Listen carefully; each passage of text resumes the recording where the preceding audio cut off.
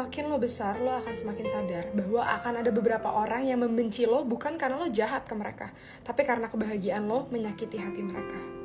Iya, walaupun lo gak mau memamerkan kebahagiaan itu, tapi kalau mereka ngelihat kebahagiaan itu dari story lo, dari mereka ngelihat gaya hidup lo sekarang, itu mereka akan bertanya dalam dirinya sendiri, apa sih yang dia lakuin sampai dia deserve semua itu? Padahal dia gak layak tau buat dapetin semua itu. Siapa sih dia? Dia bisa apa sih?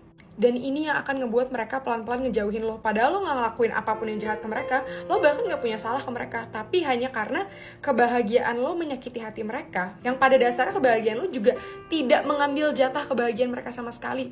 Lo makin kaya, mereka gak makin miskin. Lo makin bahagia, mereka juga gak akan makin sedih. Tapi akan ada beberapa orang yang bertanya-tanya dalam dirinya sendiri karena mereka unconsciously ngebandingin diri mereka sama lo. Dan itu yang akhirnya ngebuat mereka jadi benci lo. Jadi jangan bingung kalau semakin gede temennya semakin sedikit, semakin banyak orang yang ngomongin lo, padahal lo gak punya salah sama mereka.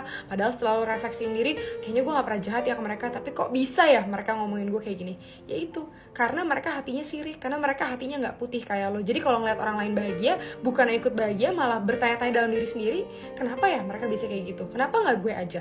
Dan mereka malah jadi insecure, akhirnya mereka jadi ya ngomongin lo di belakang, membenci lo. Makanya gue selalu bilang, belajar untuk punya hati yang bersih. Ingat aja, orang lain bahagia gak ngambil jatah kebahagiaan kita kok. Orang lain makin kaya gak ngebuat kita makin miskin. Jadi gak perlu ngelihat sesuatu itu dengan sirik.